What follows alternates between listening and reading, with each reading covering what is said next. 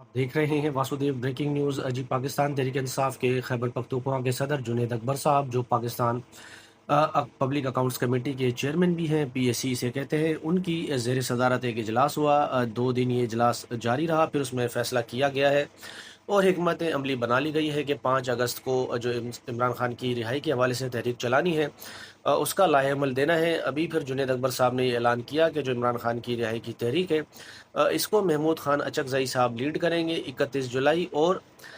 1 अगस्त को, यानी 1 अगस्त को इस्लामाबाद में पाकिस्तान तहफ़्फ़ुज़ आइन मूवमेंट के तहत जो है वो कॉन्फ्रेंस की जाएगी और फिर आगे इमरान खान की